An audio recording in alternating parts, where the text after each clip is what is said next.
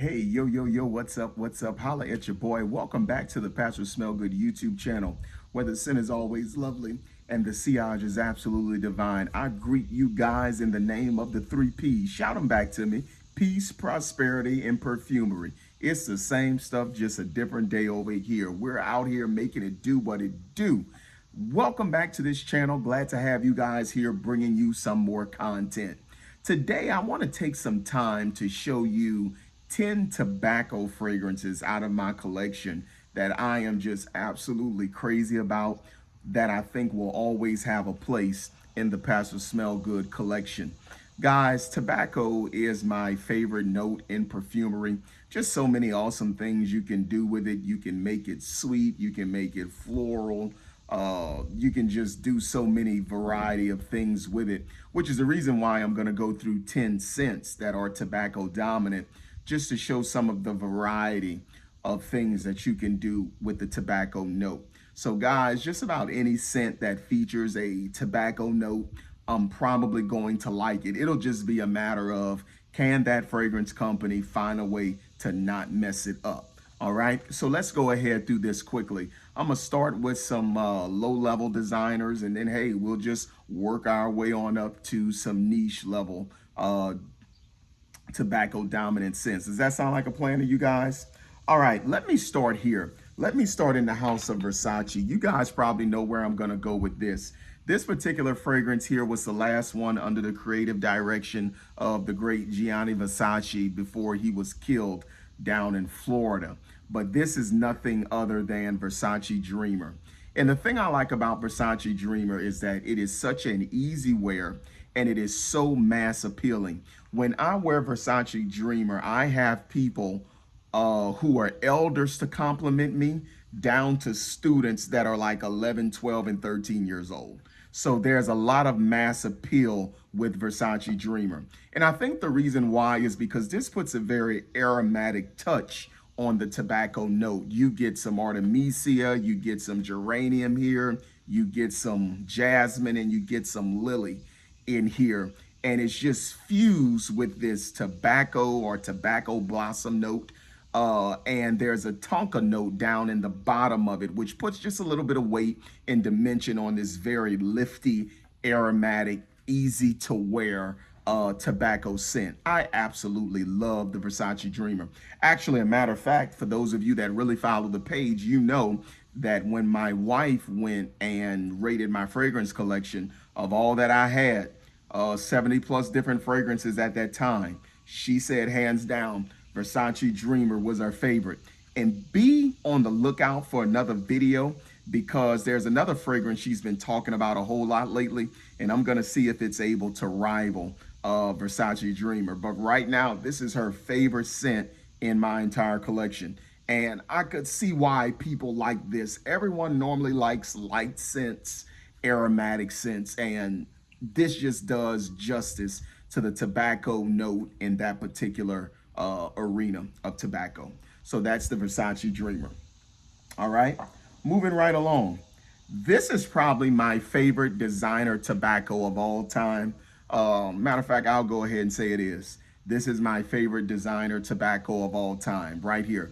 Dolce & Gabbana Pour Homme Vintage Edition. This bad boy is just the king.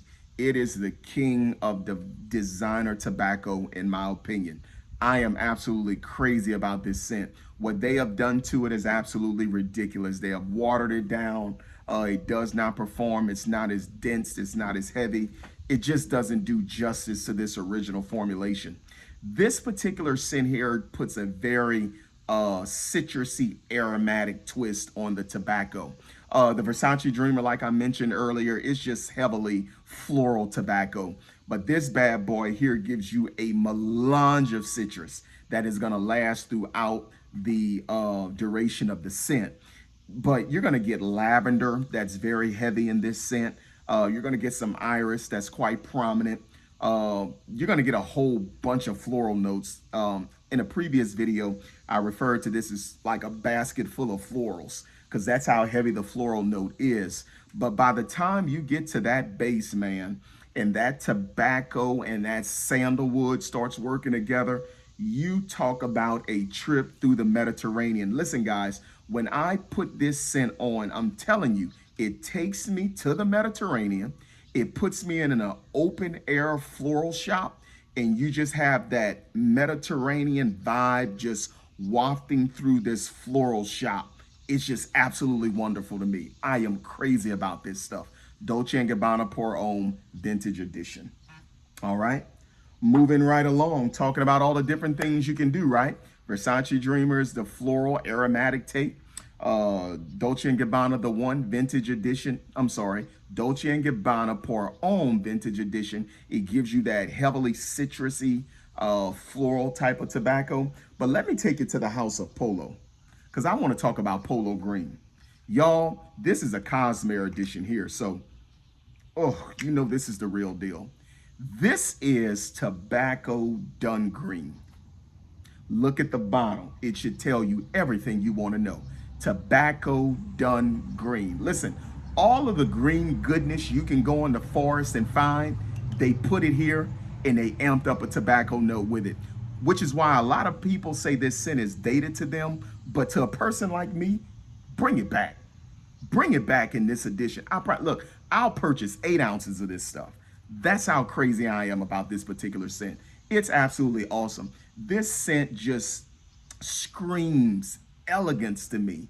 This scent screams, a man that's distinguished to me, because it takes the beautiful nature-esque component of the greenery and it just fuses it with leather and tobacco. Talk about some good stuff. Listen, every type of green you can imagine, all the way from pine to vetiver. I don't care. It's in here. And that tobacco note just amps it up. All right. This is why I'm absolutely crazy about this scent. And if I can show you where my juice level is, I'm very careful with this. I hate the fact that you can't spray it, but that just goes to show how vintage it is. What I do now is I just transfer this into about a 10 ml decant, and that's how I spray it, because you'll end up wasting a lot of juice with these pours. I can't stand them. But for the sake of what's in here, I just learned how to deal with it. All right, so that's Polo Green. All right, let me show you guys another designer tobacco that I'm absolutely crazy about. And you knew I was coming here. It was just a matter of time for you just saying, when is he gonna get there? But boom, yes, Thierry Mugler Pure Havane. I am absolutely crazy about this scent, guys. In this scent, you're gonna get that DNA of Mugler, which is the patchouli, but there's a tobacco note in here that's really, really warm. It's like a honey tobacco, all right? It's fused with honey, and there's this little cherry waft that just sits on the top of this tobacco scent. You talk about a treat, you talk about something that's gooey, you talk about something that is absolutely edible. Look no further. Mugler's Pure Havane. Guys, this is why I love tobacco. You can do so much with it. There are so many different spins that'll take it in a totally different direction. And when it comes down to gourmand tobaccos, I'm crazy about it. I'm absolutely crazy about it. But when you look at this bad boy here, 3 things I want you to know. Honey tobacco, cherry, and a lot of vanilla. Whew, you talk about some good stuff. This is what really, really got me hooked into being a fragrance collector. This one right here. Look no further. Pure Havane by Thierry Mugler. All right, let's keep talking about these designers. You guys enjoying this? Because I'm having fun. It's hot outside, but guess what? I'm doing what I love to do, sitting on the porch, talking about perfumery. All right, let me take you to another type of tobacco that I'm absolutely crazy about. Boom. Dolce & Gabbana, the one EDP. Oh, OMG. Opens up with some juicy grapefruit. There's a coriander note up at the top too. And by the time you base out to that tobacco, that coriander note is gonna reach down and it's gonna grab that tobacco, and there's an amped up amber note in the bottom. You talk about contagious. You talk about inviting. You talk about beautiful. I love Dolce & Gabbana, the one EDP. This bad boy right here is an absolutely phenomenal take. on that tobacco. That coriander is going to give some subtle spice to the tobacco. And you know that amber cord. I'm absolutely crazy about ambers. This is some good stuff. Ooh, I love to dress this scent up. Listen, when I'm on my stuff and I know I'm looking good, I want to smell good, I'm going to go to Dolce & Gabbana, the one EDP. Guys, you talk about some good stuff. An absolutely brilliant, marvelous take on tobacco. I'm absolutely crazy about it. When I first got into collecting, this is one of the first fragrances that I purchased because I remember going to Dillard's and putting my nose on this stuff. And then when I got home, I continued to smell the tester. And like all throughout the night, I'm laying in the bed just hitting it. And then when the scent began to go away, that's when I was like, okay, I need to go back and buy a bottle. This stuff is absolutely awesome. All right, let me show you another one that I'm really crazy about right here. This almost had a cult following when it first came out. A lot of the buzz and the hype has died down. And I think that's simply just because it ran its course. The company was quite new. They were sending out free bottles to top tier reviewers, and you know they're going to do what they got to do. But this is really a good scent. I am crazy about this one too. This is Man-Made 1821 Sweet Tobacco Spirits. This is some good stuff, guys. This is absolutely gorgeous. This is a Manuka honey take on the tobacco note. You remember how I told you Dolce & Gabbana is kind of like the subtle, spicy, ambery type of tobacco? This is a sweet Manuka honey with notes of red wine that I pick up here in this particular version of it. But the tobacco note is absolutely gorgeous in here. This is another sweet version of it. It's not as sweet as pure Havana, I would say, but it does carry its own levels of sweetness. There is some sweetness in the base due to some musk coupled with some vanilla. So it's down there, but it remains very masculine and it's somewhat old school. Okay, it's old school, but I absolutely love it. That Manuka honey note, is good. Ooh, it's good. So any of these you may want to put into your collection. You can consult my page for the full review of all of these fragrances except for one. So if you want to add some good tobaccos, I'm going to go through all of them at the end of the video just so that you can know what you might want to be trying to invest into. All right, but that's 1821 Man-Made Sweet Tobacco Spirits. All right, yet again, another marvelous tobacco from the Smell Good collection. All right, 1 million Privé. Oh yes. Remember guys, there's so much you can do with tobacco. You can do the kind of spice ambery tobacco of Dolce & Gabbana, the one. You can do the aromatic tobacco of Versace Dreamer. You can do the aromatic citrusy type of tobacco, sandalwood, like Dolce & Gabbana Pour Homme Vintage Edition. Got to throw that in there. You can do the almost sickeningly sweet pure Havana to some people's taste, which is just loads and loads of honey on top of the tobacco. Or you can take tobacco in the resinous direction. And that's what we get here with this one. This is going to open up with this noticeable juicy blood orange.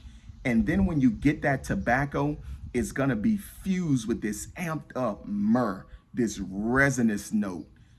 Listen, guys, if you watch my review on this video, I said it and I mean it. Listen, Jesus would smell like this. Y'all, I believe this. Jesus would smell like 1 million Privé. I mean, this is absolutely great stuff. This scent is very resinous, that myrrh note, y'all. It is just there. And for those of you that may be super religious and you're probably calling me a heretic, chill out, calm down a little bit, have a little bit of understanding and a sense of humor. Because remember, when the wise men bought gifts, it was gold, frankincense, and myrrh. Jesus would smell like this, telling you. All right, 1 million Privé. All right, let me get down to the final three because I'm having a great time with this. All right, this is another great tobacco from the designer line right here. Viktor and Rolf Spice Bomb Extreme. Yes, It's just what it sounds like. A load of spice, mainly from black pepper and caraway, with this huge amped up vanilla note. So what you're gonna get here is you're gonna get some spicy tobacco. That's what this does here. Remember, I said Dolce & Gabbana, due to the coriander, it gives you a subtle spiciness to the tobacco. This is not subtle at all. This is very spicy. Black peppery, along with the caraway, you get that tobacco note with a amped up vanilla. You talk about creamy, you talk about almost decadent, you talk about a full scent, something daring, something that a lot of people are not going to be wearing, okay? You go to an event, I promise you, you're not gonna have too many people wearing Spice Bomb Extreme. So you're gonna be very unique when you put this on, and you're gonna be noticeable. Listen, y'all, every time I put this stuff on, the compliments are coming. Y'all, I fooled around and put this scent on one day when it was warm outside. Compliments still came.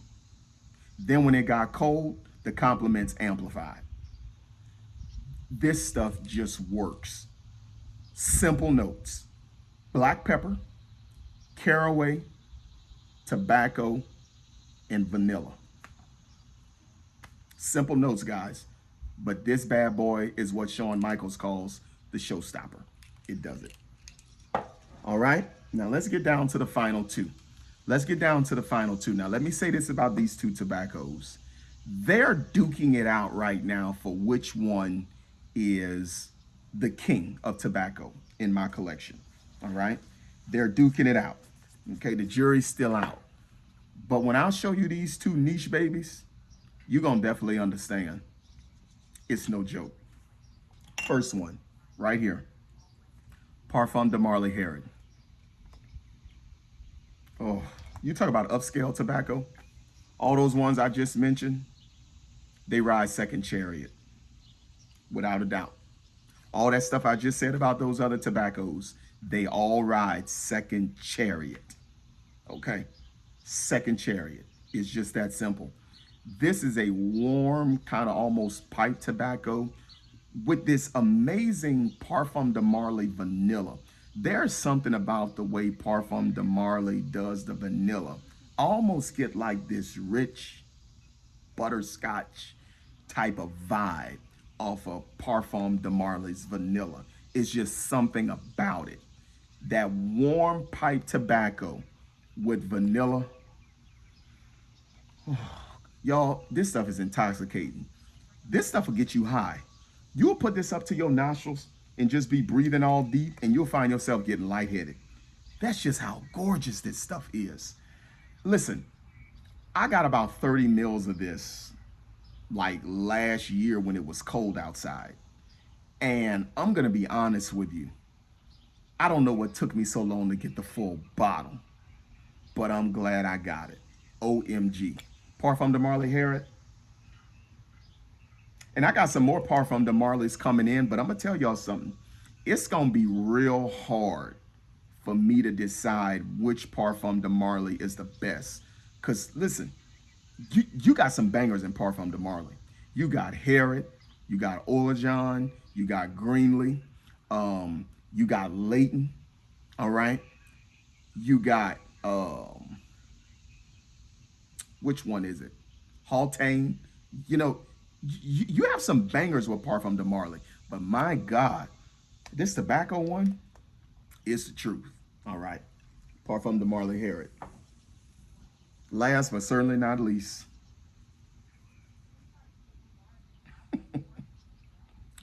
Xerjoff. Y'all, I've been a sucker for sweet fragrances all my life. I know for some people it turns them off, but hey, different strokes, different folks. But on this page, everybody come to hear my opinion. So I'm gonna just keep it a buck. This right here, this is very upscale tobacco with upscale honey. Like they went into the forest and found every beehive they could find and they put it in this bottle. This stuff is absolutely awesome. I highly recommend Naxos by Xerjoff. Oh, this stuff is beautiful. It is absolutely beautiful. I'm talking about a very refined high quality ingredients. Listen, this often gets compared to Mugler, Havana, and listen, this gets you into the dance. This puts you in VIP. Let me say that again for the people in the back. This will get you in. And when you get in, you're going to be well put in. It will. But this one right here, this puts you in VIP. This is a Toyota Avalon. This is a Lexus LS500. Do you get my drift? This is a suit from Men's Warehouse. This is the custom-made tailor. Do you get my drift? These are the cheap sunglasses I got on my face. These are the Ray-Bans or the Versace's or the Chanel's, the Dior's. The list goes on and on and on. Oh, if you like honey, like I like honey, look, if you love honey like I love honey, and you love tobacco too, look no further. Xerjoff. All right, Naxos. All right, so guys, I hope you enjoyed this video. I just wanted to come and tell you about my favorite tobacco fragrances that I have the pleasure of owning. And if you would like to get yourself any of these fragrances, I'm gonna show them to you one more time. All right, we've got Naxos by Xerjoff, Dolce & Gabbana Vintage, Victor & Rolf Spice Bomb Extreme, Dolce & Gabbana The One EDP, 1821 Sweet Tobacco Spirits, the Versace Dreamer, 1 Million Privé, Polo Green Cosmere Edition, Pure Havana Thierry Mugler, and Parfum de Marley Harrod. It's tobacco time, baby. Peace out.